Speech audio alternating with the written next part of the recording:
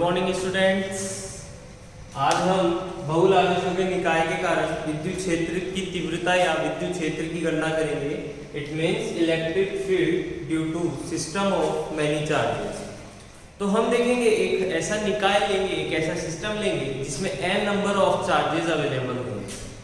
जैसे कि आप बोर्ड पे देख रहे हैं, आप देखिए यहाँ एक धनात्मक आवेश है Q0। इसके अलावा हमने एक सिस्टम लिया जिसमें Q1, Q2 and number of n Qn आवेश अवेलेबल है।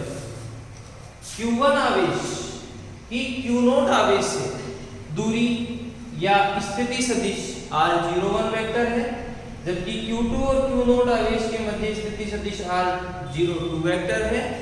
Qn और Q0 के मध्य R0n वेक्टर। इसी प्रकार Q1 आवेश के कारण विद्युत क्षेत्र की तीव्रता E1, विद्युत क्षेत्र की तीव्रता Q2 आवेश के कारण E2, Qn आवेश के कारण En।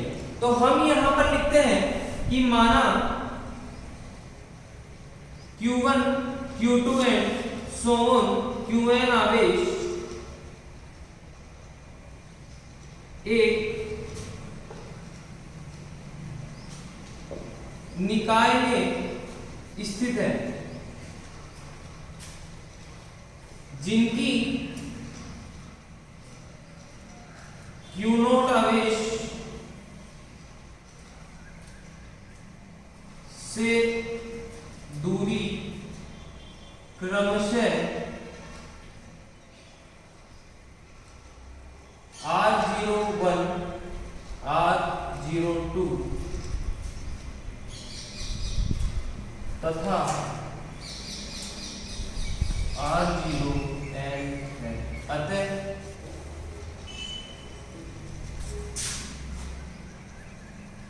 विद्युत क्षेत्र की तीव्रता हमने सूत्र पढ़ रखा है E बराबर KQ बटे R स्क्वायर। सदिश रूप में लिखते हैं तो इस तरह से लिखा है। ये हमने प्रीवियस लेक्चर में स्टडी किया था कि विद्युत क्षेत्र की तीव्रता E KQ upon R square होती है।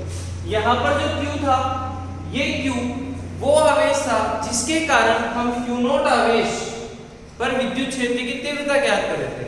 तो इसी को ध्यान में रखते हुए हम देखेंगे Q1 आवेश के कारण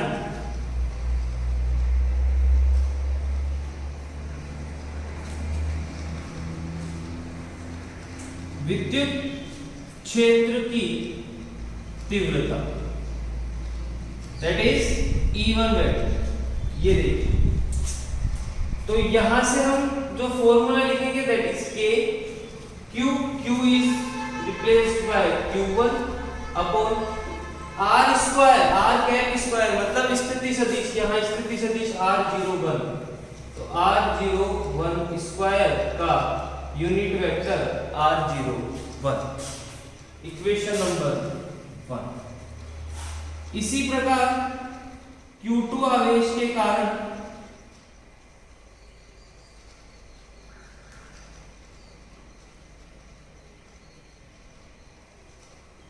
विद्युत क्षेत्र की तीव्रता सेम Q2 आवेश के कारण है E2, तो हम यहां लिखेंगे E2 वेक्टर इक्वल के Q की जगह Q2 अपॉन स्थिति सदिश समीकरण नंबर 2।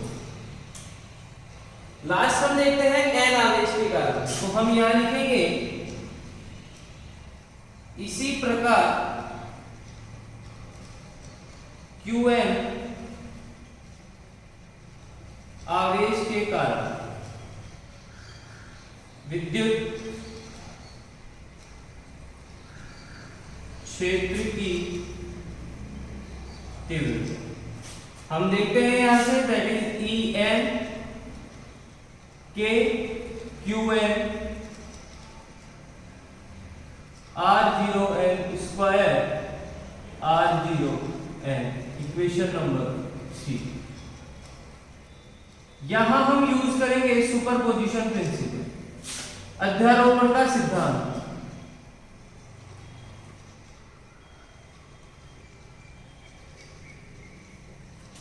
अध्यारोपण का सिद्धांत क्या कहता है? E vector is equal to E1 plus E2 and so on En, अर्थात किसी एक निश्चित बिंदु पर तुल्य विद्युत क्षेत्र की तीव्रता निकाय में उपस्थित सभी आवेशों के कारण विद्युत क्षेत्र की तीव्रता के बीच गणितीय योग के समान होती है या बराबर होती है। तो फ्रॉम इक्वेशन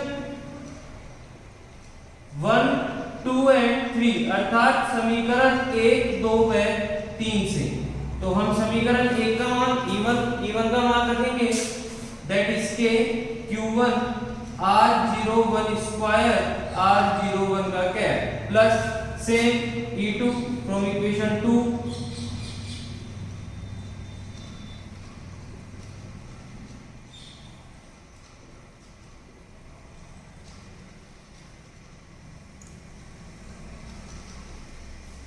अब हम यहां से देखते हैं कॉमन, के कॉमन आ, तो हम यहां के कॉमन लिख देंगे, remaining term Q1 R01 square R01 के plus Q2 R02 square R02 के and so on Qn R0n के सॉरी वेक्टर R0n के। This expression shows the electric field due to system of charges. In short form, we can also write E vector is equal to k की value k1 upon 4 pi epsilon naught sigma I is equal to 1 to n, हम यहाँ पर इसकी short form लिखेंगे qi upon r naught I square vector r naught I। तो यहाँ हमने ये जो एक्सप्रेशन देखा, ये दोनों ही एक्सप्रेशन इक्वेशन 4, ये दोनों ही इक्वेशन बहुल आवेशों के निकाय के कारण विद्युत क्षेत्र की तीव्रता को व्यक्त करते हैं। तो नेक्स्ट टॉपिक हम पढ़ रहे हैं इलेक्ट्रिक फील्ड लाइंस, जिनको हम विद्युत क्षेत्र रेखाएं भी बोलते हैं और विद्युत बल रेखाएं भी कहते हैं, अर्थात किसी जगह पर इसे विद्युत क्षेत्र रेखाएं बोला गया है और कुछ बुक्स में इसे विद्युत बल रेखाएं भी बोला गया है। तो इसके बारे में हम पढ़ते हैं कि सबसे पहले इसकी डेफिनेशन क्या होती है। विद्युत क्षेत्र रेखाएं विद्युत बल रेखाओं की परिभाषा के बारे में हम पढ़ते हैं। तो आप देखो बोर्ड पे लिख रहा है कि एक ऐसा काल्पनिक पथ, मतलब एक ऐसा इमेजिनरी पथ जिस पर किसी धनावेश को या धन परीक्षण आवेश को यदि गति करने के लिए स्वतंत्रता पूर्वक छोड़ दिया जाए तो उस काल्पनिक पथ को विद्युत क्षेत्र रेखाएं या विद्युत बल रेखाएं कहा जाता है।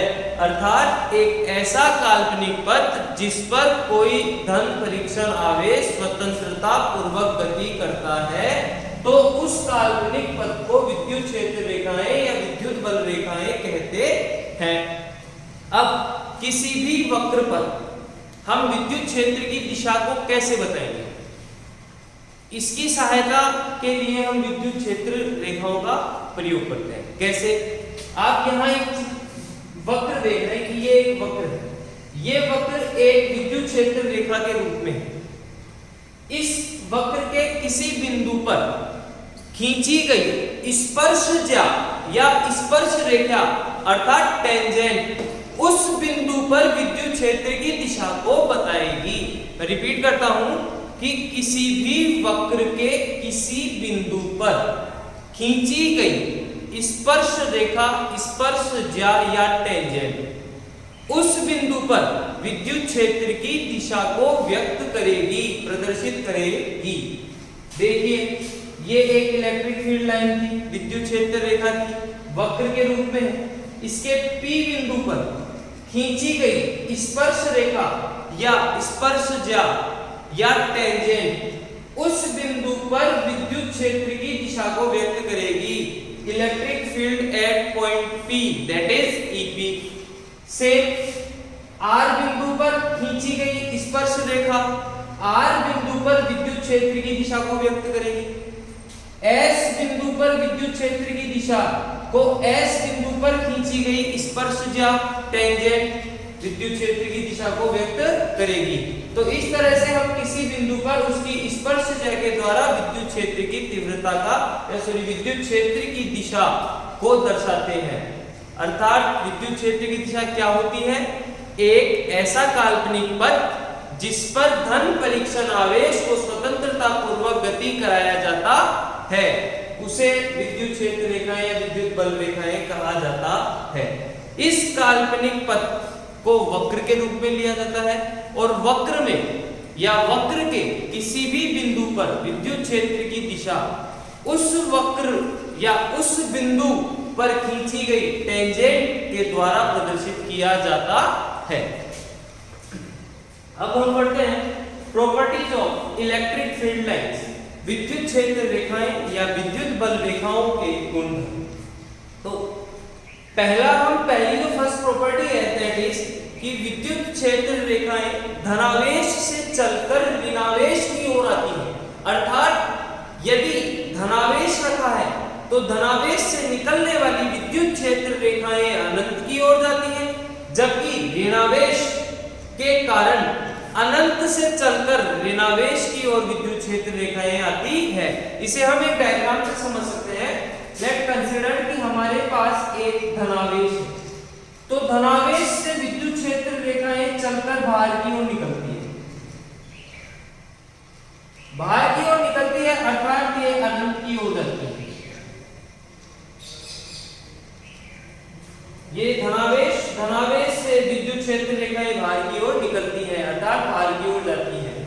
इसी तरह ऋणावेश, तो ऋणावेश के कारण विद्युत क्षेत्र रेखाएं ऋणावेश की ओर आती हैं।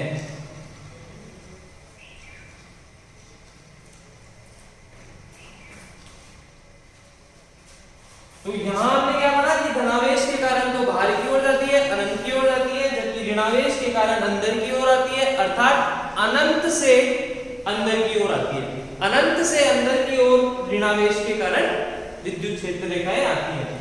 अब दूसरा जो कि इंपॉर्टेंट भी है और बोर्ड एग्जाम में 1 नंबर का कभी-कभी एक क्वेश्चन पूछ लिया जाता है कि दो विद्युत बल रेखाएं, दो विद्युत क्षेत्र रेखाएं परस्पर एक दूसरे को प्रतिच्छेदित क्यों नहीं करती हैं? क्योंकि यदि वे किसी एक बिंदु पर प्रतिच्छेदित करेंगी तो उस एक बिंदु पर दो विद्युत क्षेत्र की दिशा को प्रोड्यूस कर देंगी, उत्पन्न कर देंगी, जो कि असंभव है। किस प्रकार से? ये हमने एक वक्र लिया, ये एक बिंदु है, इस पर यदि दो विद्युत बल रेखाएं इस तरह से आ रही है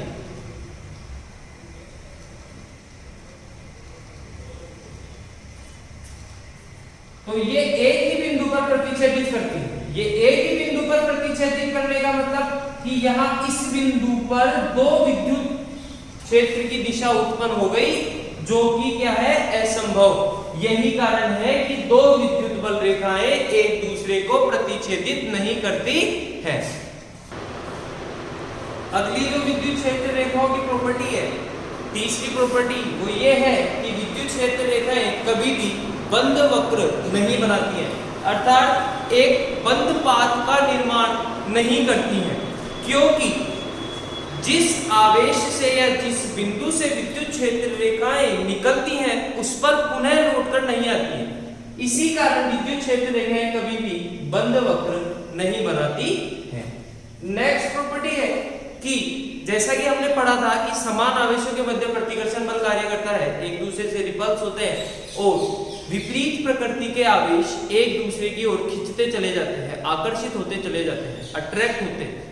तो यही कारण है कि यदि समान आवेश है तो समान आवेशों से निकलने वाली विद्युत क्षेत्र रेखाएं अर्थात समान आवेशित विद्युत क्षेत्र रेखाएं एक दूसरे को प्रतिकर्षित करती हैं। एक दूसरे को प्रतिकर्षित करेंगी तो वो एक दूसरे से दूर दूर चली जाएंगी, जबकि विपरीत आवेशों से निकलने वाली विद्युत क्षेत्र रेखाएं एक दूसरे को अपनी ओर आकर्षित करेंगी।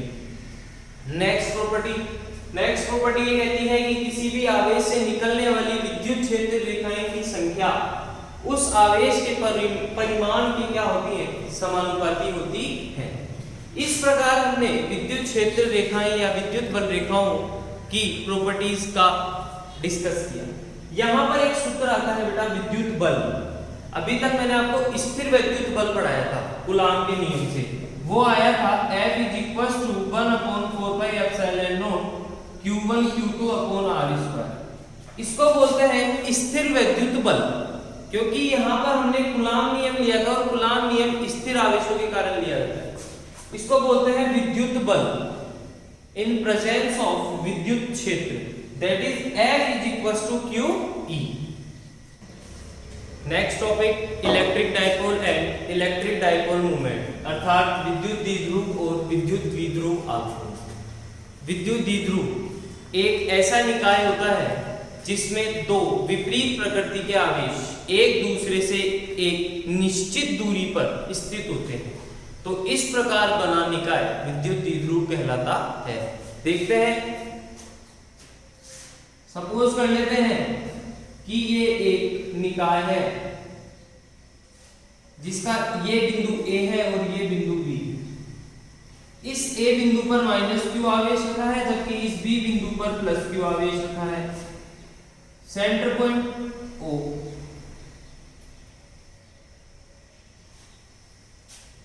Distance between negative charge and positive charge that is 2a।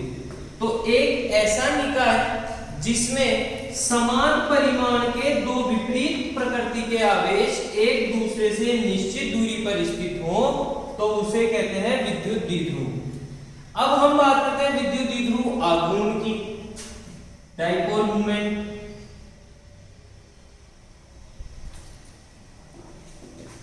यहां हमने पढ़ा इलेक्ट्रिक डाइपोल,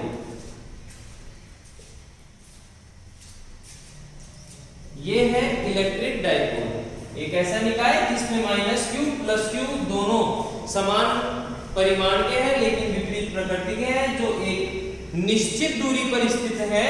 इस प्रकार बने निकाय को इलेक्ट्रिक डाइपोल अर्थात विद्युत द्विध्रुव कहते हैं। अब हम पढ़ते हैं इलेक्ट्रिक डाइपोल मूवमेंट।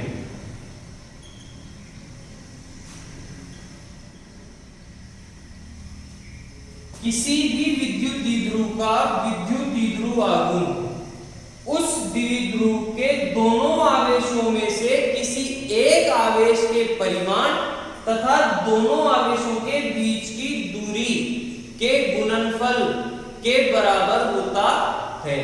अर्थात किसी विद्युत द्विध्रुव का विद्युत द्विध्रुव आघूर्ण उस विद्युत द्विध्रुव के दोनों आवेशों में से किसी एक आवेश के परिमाण तथा दोनों आवेशों के बीच की दूरी के गुणनफल के तुल्य होता है, तो इसे विद्युत द्विध्रुव आघूर्ण कहते हैं।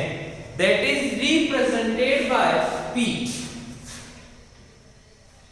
Represented by P is equal to दोनों आवेशों में से किसी एक आवेश का परिमाण, तो आप यहां लिखेंगे मैग्नीट्यूड ऑफ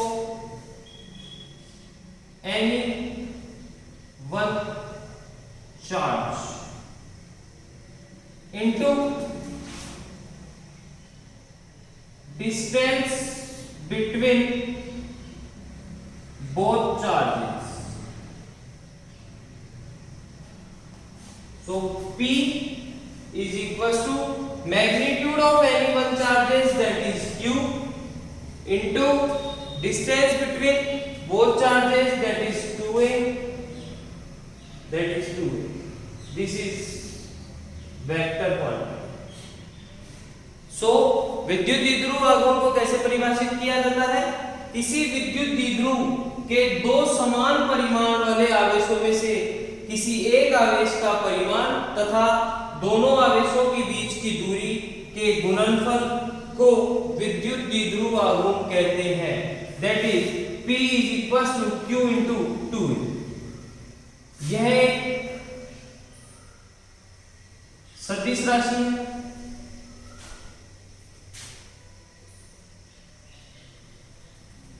हम इसकी बात करते हैं मात्रक। विद्युत द्विध्रुव आघूर्ण के मात्रक की अगर हम बात करते हैं तो आप देखेंगे Q यहाँ आवेश है और आवेश का मात्रक कूलाम होता है, इंटू 2a दूरी है और दूरी का SI मात्रक हम लेते हैं मीटर। तो यहां हम देखेंगे कि विद्युत द्विध्रुव आघूर्ण का मात्रक हो गया कूलाम इंटू मीटर। ये सेंटीमीटर नहीं है, इसको बोलते हैं कूलाम इंटू मीटर। फिर हम बात करते हैं इसके बीमा की।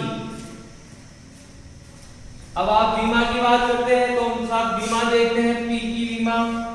यहां हम देखते हैं Q क्या होता है, आवेश। आवेश की बीमा को हमने पढ़ा था A1T1। 2a क्या है, distance is measured as length and in dimension formula length is written as L1। तो यहां पर हम इसको कैसे लिखेंगे, M0 L1 T1 A1। तो ये क्या आ गई बीमा, किसकी बीमा, P की बीमा। P क्या है, विद्युत द्विध्रुव आघूर्ण। तो यहां हमने पढ़ा विद्युत द्विध्रुव एक ऐसा निकाय जिसके एक बिंदु पर -q दूसरे बिंदु पर +q जो कि समान परिमाण के हैं लेकिन विपरीत प्रकृति के हैं और दोनों के मध्य एक निश्चित दूरी है। तो इस प्रकार बने निकाय को इलेक्ट्रिक डाइपोल विद्युत द्विध्रुव कहते हैं। फिर हमने पढ़ा विद्युत द्विध्रुव आघूर्ण, दोनों आवेशों में से किसी एक आवेश का परिमाण तथा दोनों आवेशों के मध्य की दूरी के गुणनफल को विद्युत द्विध्रुव आघूर्ण कहते हैं। That is represented by P। Formula P = Q × 2a। ये एक सदिश राशि है, वेक्टर क्वांटिटी है। तो इसका मात्रक हो गया कूलाम इंटू मीटर। बीमा M0 L1 T1 A1।